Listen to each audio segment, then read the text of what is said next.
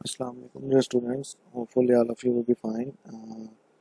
बेटा, हमने पिछले लेक्चर में पढ़ा था कि लीनियर डिफरेंशियल इक्वेशंस क्या होती हैं, उनका सलूशन हम कैसे फाइंड आउट कर सकते हैं, और इस तरह से बर्नौलीज डिफरेंशियल इक्वेशन क्या होती हैं और उनको हम सलूशन कैसे फाइंड आउट कर सकते हैं। इस लेक्चर में हम उससे नेक्स्ट पढ़ेंगे कि मैथमेटिकल मॉडलिंग के बारे में थोड़ा सा पढ़ेंगे। अब सबसे पहले इसको थोड़ा सा रीड आउट करते हैं कि ये बेसिकली है क्या। By the term mathematical modelling we mean the process whereby the behavior of a real life system or phenomena, whether physical, sociological, or even economics, is described by a set of mathematical relations after approximation and idealization. The following basic steps are involved in building such a model. यानी basically क्या है कि कोई आपके पास real life phenomena है, आप उसको mathematical equations की फॉर्म में उसको डिस्क्राइब करते हैं, तो उस डिस्क्रिप्शन को हम कहते हैं कि मैथमेटिकल मॉडल। और उस मैथमेटिकल मॉडल को आप फिर एनालाइज करते हैं कि ये किस कैटेगरी में लाई करता है, और उसके अकॉर्डिंग फिर आप उसको फर्दर सॉल्व करते हैं। अब इसमें स्टेप्स कौन कौन से इन्वॉल्व हैं। सबसे पहला स्टेप क्या है कि we clearly state the assumptions on which the model will be based, यानी these assumptions should describe the relationships among the quantities to be studied। सबसे पहले हम assumptions को क्लियरली स्टेट कर लेते हैं कि वो किस तरह की हैं, और फिर हम उनको कुछ रिलेशनशिप्स की फॉर्म में डिस्क्राइब करते हैं। सेकंड स्टेप क्या है कि completely describe the parameters and variables to be used. आप फिर उन जो वेरिएबल्स या पैरामीटर यूज़ होने हैं मॉडल में या इक्वेशन में, आप उनको डिस्क्राइब करते हैं। और उसके बाद थर्ड स्टेप में जो अजम्पशंस आपने डिस्क्राइब किए हैं स्टेप 1 में, और जो आपने पैरामीटर्स डिफाइन किए हैं, उन दोनों को कंबाइन करके एक मैथमेटिकल मॉडल बना लेते हैं। यानी use the assumptions from step 1 and to derive the mathematical equations relating the parameters and variables from step 2। The mathematical models for physical phenomena often lead to a differential equations or a set of different, यानी generally हम कह सकते हैं कि जो mathematical model है generally differential equations की form में आता है। अब इसमें हम कुछ स्पेसिफिक टॉपिक्स को स्टडी करेंगे और फिर उनके मॉडल्स और उनके सॉल्यूशंस के बारे में बात करेंगे। सबसे पहले क्या है कि ग्रोथ एंड डिके। आप देखेंगे फॉर एग्जांपल हम एक कंसीडर करते हैं the initial value problem dx/dt is equal to k of x, kx, यानी k यहाँ पे कांस्टेंट है, occurs in many physical phenomena involving growth और डिके। यानी ग्रोथ और डिके वाली जो प्रॉब्लम्स होती हैं उनमें आप ये वाला फिनोमेना मोस्टली यूज़ कर सकते हैं। अब वो किस तरह से कर सकते हैं अभी हम इसमें देखते हैं। अब इसका बेसिक आइडिया क्या है। Suppose we consider bacteria growth, then model is based on this assumption the rate of change of population is proportional to the existing population. If we know the population at some arbitrary time, then we can take t is equal to 0। We can use the solution of above IVP to predict the population। यानी हम basically ये जो आपने general phenomena लिया है initial value problem, ये काफ़ी growth या डिके के, यानी कोई चीज़ इंक्रीज़ हो रही है या डिक्रीज़ हो रही है, उस केस में काफ़ी यूज़ हो सकता है। तो हम इस सबसे पहले इसका सोल्यूशन फाइंड आउट कर लेते हैं, और फिर ये आपके पास एक जनरल फॉर्म आ जाएगी, जनरल सोल्यूशन। फिर आपके पास जो भी इस तरह का प्रॉब्लम आएगा आप उस पर वो जनरल फिनोमेना अप्लाई करेंगे तो आपके पास आंसर्स आ जाएंगे। अब सबसे पहले देखते हैं कि इसका सोल्यूशन क्या है जो IVP आपके पास गिवन है।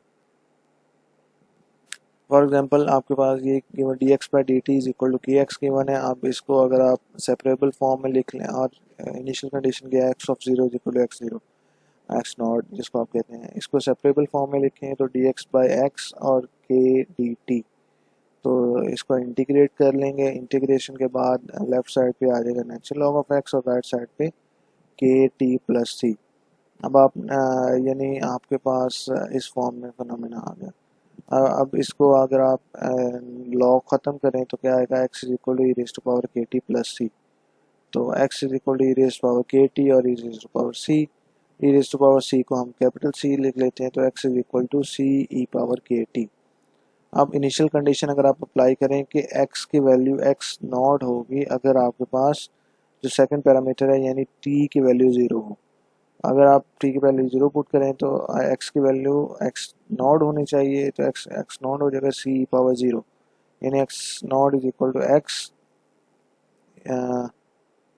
और ई पावर के टी, इस फॉर्म में आपके पास आंसर आ गया। अब इसको अगर हम जनरल किसी एग्जाम्पल पे अप्लाई करते हैं, करके देखते हैं तो किस तरह से आपके पास आंसर बन सकते हैं। जैसे आपके पास प्रॉब्लम है कि population of a community is known to increase at a rate proportional to the number of people present at time T. If an initial population P has doubled in 5 years, how long it will take to triple या to quadruple। अब यहाँ पे आपके पास कुछ populations given है, आपने उसको देखना है कि वो किस तरह से ग्रो कर रही है। ग्रो या डिके का फिनोमेना में हमने देखा कि वही इक्वेशन यूज़ होती है। तो हम सबसे पहले इसके सपोजिशन देखते हैं कि जैसे वेरिएबल सपोज करें, let P be the population of the time. अब देखें at any time T, then the governing, और आपके पास इक्वेशन क्या होगी, वो बेसिकली ये वाली होगी, D B by D T is equal to K P. अब आप देखें कि ये जो इक्वेशन है, अब इसमें कंडीशंस क्या है कि P of zero is equal to P not है, सही है। इनिशियल पॉपुलेशन पी नॉट है आपके पास गिवन, यानी P is equal to P not when T is equal to zero. अब डबल होगी 5 ईयर्स में, यानी P of 5 basically after 5 years क्या होगी, 2 पी नॉट, यानी डबल हो जाएगी, यानी P is equal to 2 P not when T is equal to 5। अब आपने देखना है कि ये कब ट्रिपल होगी या कब क्वाड्रिपल होगी। ट्रिपल होने के लिए क्या है, P of T is equal to 3 P not होना चाहिए, और आपने टी इस केस में फाइंड आउट करना है। टी फाइंड आउट करना है कि when P is equal to 3 P not. और इसी तरह से क्वाड्रुपल यानी P of T is equal to 4 P not होगी, और इस केस में भी आपने टी फाइंड आउट करना है। तो देखते हैं कि हम इसको किस तरह से सॉल्व कर सकते हैं। आपके पास ये फिनोमेना गिवन है, इसका सोल्यूशन आपने इस फॉर्म में निकालना था, P is equal to capital C E raise to power K T. अब आप देखेंगे इसमें इनिशियल कंडीशंस पुट करें, P of zero is equal to P not, यानी आप कि टी की वैल्यू जीरो पुट करेंगे तो आपके पास आंसर पी नॉट आना चाहिए। P not is equal to C power K zero, यानी सी की वैल्यू क्या आ गई, पी नॉट। अब इसमें पुट करें तो आपके पास आ गया P is equal to P not E raise to power K T, यानी सी की वैल्यू इसमें पुट कर दी तो पी आ गया P is equal to P not E raise to power K T. अब हमने बेसिकली के की वैल्यू देखते हैं, डिटरमिन करनी है कैसे आएगी। अब देखेंगे हमें क्या गिवन है कि P of 5 is equal to 2 P not, यानी आप टी की वैल्यू 5 पुट करेंगे तो पी वैल्यू आएगी 2 पी नॉट, यानी P 2 P not is equal to P not, इसमें पुट कर लें E raise to power K into 5, तो आ जाएगा, यानी पी नॉट कैंसिल, तो 2 is equal to E raise to power 5 K. तो ये इसको अगर आप नेचुरल लॉग की फॉर्म में ई की पावर में ख़त्म करना है तो नेचुरल लॉग की फॉर्म में जाए, natural log of 2 will be equal to 5k, और k की value natural log of 2 by 5। तो अब आपने बेसिकली वही इस ओरिजिनल इक्वेशन में पुट कर लें तो क्या आ जाएगा, p is equal to P not E raise power k की value natural log of 2 over 5 into T, सही है। तो अब आपके पास देखेंगे फर्दर इसमें जो आपको कंडीशन है कि when p is equal to, यानी ट्रिपल कब होगी, आपने t की वैल्यू फाइंड आउट करनी है। तो p is equal to 3 P not अगर आप लिखें तो फिर क्या है, कैसे आप उसको सॉल्व कर सकते हैं।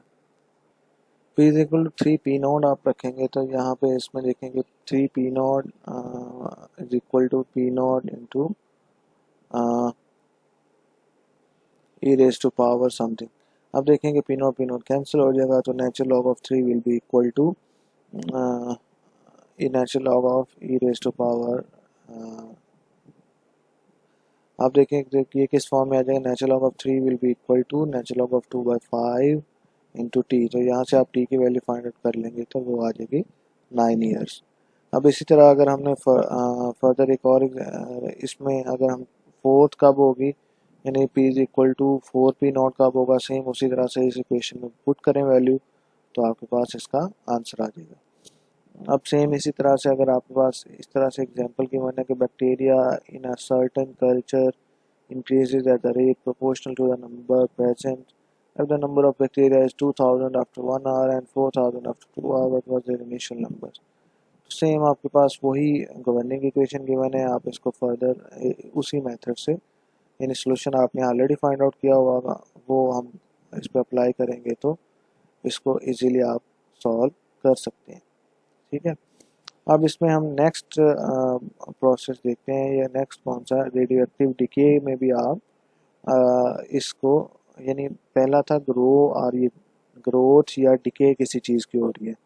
अब हम बेसिकली देखना चाह रहे हैं कि रेडियो एक्टिव डिके जो है उस केस में आपके पास मेन गवर्निंग इक्वेशन क्या है, और उसके हम फर्दर एग्जांपल देखेंगे किस तरह से उनको हम सॉल्व कर सकते हैं। सबसे पहले आपको जानना चाहिए कि रेडियो एक्टिव डिके होता क्या है।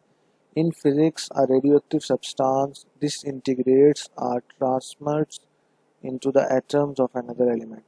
यानी यानी आपके पास कोई भी रेडियो एक्टिव सब्सटेंस है तो वो दूसरे फॉर्म में कन्वर्ट हो जाता है। अब एग्जांपल्स हैं कि radium is a radio active chemical element which has symbol Ra। Radium is used in medicine to produce radon gas which in turn use a cancer treatment। Uranium इसी तरह से एक आपके पास रेडियो एक्टिव एलिमेंट है। However, radium is over 1 million times more radioactive than the same mass of uranium। अब इसके लिए आपके पास क्या कंडीशन यूज़ होगी, हम सबसे पहले तो हम उसको देखते हैं और उसके बाद फिर उसकी फर्दर इसको सॉल्व करते हैं। अब देखेंगे वो जो आपने इक्वेशन लिखी थी वो यही वाली है सेम, यानी x⁻c⁴ अब इसको पहले देखते हैं कि रेडियो एक्टिविटी बेसिकली है क्या, उसमें कौन कौन सी टर्म्स हैं। अब मैंने radioactive material disintegrates at a rate proportional to the amount present. Therefore, if A of t is the amount of radioactive substance present at time t, then the rate of change of A of t with respect to time t is given by। यानी अगर आपके पास इस तरह से आप because derivative rate of change को represent कर रहा है, derivative of A with respect to T will be equal to K A. अब ये के कांस्टेंट है, let initial amount of material be A of 0 is equal to A, then the solution of the differential equation क्या है, इस form में आ जाएगा, यानी A of t will be equal to A not e power K T. ए के यानी आपके पास इस फॉर्म में ये गवर्निंग इक्वेशन बन गई, और A of t बेसिकली क्या है कि अमाउंट ऑफ रेडियोएक्टिव सब्सटेंस, यानी इनिशियली जो प्रेजेंट होगा। अब देखते हैं कि हाफ लाइफ क्या होता है। Half life mean the stability of radioactive substance. The half-life of a radioactive substance is simply the time it takes for one half of the atoms in an initial amount to disintegrate or transmute into the atoms of other element। अब देखें कि आपके पास एक material है, वो कितनी half life क्या है कि वो कितना टाइम उसको चाहिए बेसिकली कि वो जो ओरिजिनल मौजूद है इनिशियली उस एलिमेंट का हाफ रह जाए, तो वो टाइम बेसिकली उसका कहलाता है, that is known as half life. ठीक है, तो उसको इस तरह से आप हाफ लाइफ डिफाइन कर सकते हैं। अब हाफ लाइफ आपने डिफाइन कर ली तो बेसिकली क्या है कि if T denotes the half life, तो आपके पास सी ऑफ टी क्या हो जाएगा, ए कैपिटल डी डिनोट कर रहा है ना हाफ लाइफ को, ए नॉट ओवर 2। तो अब ये कंडीशन आप यूज़ करेंगे तो आपका मॉडल किस फॉर्म में बन जाएगा, इस फॉर्म में A naught over 2 will be equal to A naught E power K T. इस यहाँ से आ गया ना, तो के टी बेसिकली किसके इक्वल आ गया, माइनस नेचुरल लॉग ऑफ 2। ठीक है, तो अब अगर हमारे पास कैपिटल टी की वैल्यू यानी हाफ लाइफ मौजूद हो तो हम फर्दर डिफरेंट चीज़ें मतलब बाकी फैक्टर्स को कैलकुलेट कर सकते हैं। फॉर एग्जांपल क्या half life of highly radioactive radium Ra226 is about 1700 years। तो in 1700 years, one half of the given quantity of radium 226 is transmuted into radon, यानी Rn222 में कन्वर्ट हो जाएगा 1700 years के बाद। इसके हम प्रॉब्लम देखते हैं सो दैट कि आपको आइडिया हो जाएगा हम इसको किस तरह से सॉल्व कर सकते हैं। Radium decomposes at a rate proportional to the quantity of radium present। If 100 milligram reduces to 90 milligram in 20 years, how many mg will remain at the end of 1000 years? how long will it take for 1/2 of the original amount to decompose। अब आप देखें कि आपके पास initially कितनी मौजूद है, 100 mg 90 mg में reduce होगी 20 ईयर्स में। अब देखें let A be the amount of radium at any time, A आपके पास कोई अमाउंट है किस टी टाइम में, देन जनरल इक्वेशन आपके पास क्या बन जाएगी, D A by D T is equal to K A. अब आपके पास कंडीशंस क्या है, यानी इनिशियल कंडीशन क्या है कि ए ऑफ ज़ीरो आपके पास ज़ीरो टाइम इनिशियल टाइम में कितनी है 100, या ए ज़ीरो क्या है 100, और ए ऑफ 20 क्या है, यानी आफ्टर 20 ईयर्स क्या कितनी बचेगी 90 mg। तो आपने देखना है कि ए ऑफ 1000 आफ्टर 1000 ईयर्स आपके पास कितनी होनी चाहिए मौजूद, और ए ऑफ और आपके पास गिवन क्या है कि how long it will take for one, यानी वो हाफ, यानी ओरिजिनल अमाउंट 100 mg है तो वो 50 mg कब रह जाएगी, ए नॉट बाई 2 कब रह जाएगी, उसका टाइम आपने कैलकुलेट करना है। अब देखें कि इसका सोल्यूशन आप फाइंड आउट करना चाह रहे हैं तो ए क्या होगा, A is equal to C power K T इस फॉर्म में है, ठीक है। तो इनिशियल कंडीशन आप पुट करें कि जब टी की वैल्यू 0 है तो ए की वैल्यू क्या आनी बेसिकली आनी चाहिए 100, तो वो 100 will be equal to C E raise to power 0, तो सी की वैल्यू क्या आ गई 100, सी की वैल्यू 100 आपने इसमें पुट कर दी, A will be equal to 100 E power K T. और इसी तरह जो दूसरी कंडीशन गिवन है कि टी की वैल्यू 20 के लिए ए की वैल्यू क्या है 90, तो 90 is equal to 100 E raise to power 20 K. तो ये बन जाएगा ज़ीरो कैंसिल हो जाएगा, 9/10 is equal to E raise to power 20 K, ठीक है। इसको अगर हम फर्दर सॉल्व करें तो नेचुरल लॉग की फॉर्म में ले आए तो natural log of 9/10 is equal to 20 K, तो के की वैल्यू आपके पास आ गई -0.005। तो आपके पास जो इक्वेशन थी उसमें आपने के की वैल्यू भी पुट कर दी, A is equal to 100 E raise to power -0.005 T, ठीक है। अब आपने जब आपको टी की वैल्यू गिवन है आपने ए की वैल्यू फाइंड आउट करनी है। टी की वैल्यू आपको क्या गिवन है 1000, टी की वैल्यू इस इक्वेशन में पुट करें तो क्या आ जाएगा, ए इज इक्वल टू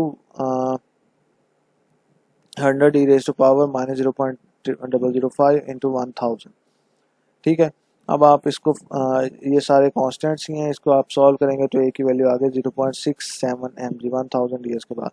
अब हाफ लाइफ कैलकुलेट करने के लिए आपके पास कंडीशन गिवन है कि A is equal to A naught by 2 is equal to 50। तो अगर आप ये कब होगा, टी आपने फाइंड आउट करना है, तो यानी ए की वैल्यू आपको गिवन है, यानी ए की वैल्यू क्या है 50 गिवन है, 50 इज इक्वल टू 100 इस पर टी की वैल्यू आपने कैलकुलेट करनी है, तो आप 0 0 कैंसिल, तो ये आ जाएगा natural log of 5/10 natural log of E raise to power इसको ये 5/10 क्या आ जाएगा 0.5 इज इक्वल टू -0.005 टी। तो टी की वैल्यू अगर आप इस तरह से कैलकुलेट करेंगे तो ये आ जाएगा 1386 ईयर्स, मीन्स टू से कि कितना होगा कि आफ्टर 1386 ईयर्स ये इसका हाफ वो यानी हाफ लाइफ हो जाएगी, यानी इसका हाफ मटेरियल कन्वर्ट हो जाएगा दूसरे एलिमेंट।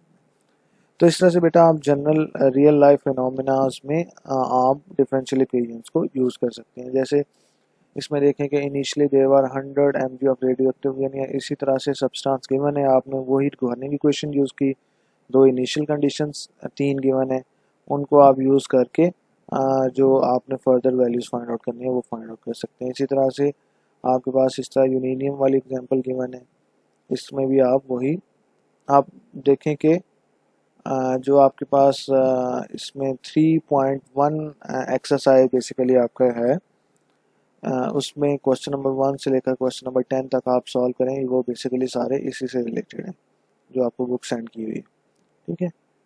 तो इस तरह से आप जनरली क्या है कि एप्लीकेशंस हम बात करें कि जो डिफरेंशियल इक्वेशन है उनको आप अप्लाई किस तरह से कर सकते हैं डिफरेंट फिनोमेनास में, ठीक है। आज तक के लेते हैं, नेक्स्ट लेक्चर में हम फिर फर्दर कुछ इस तरह की एप्लीकेशंस की बात करेंगे। तो तब तक के लिए अल्लाह हाफ़िज़।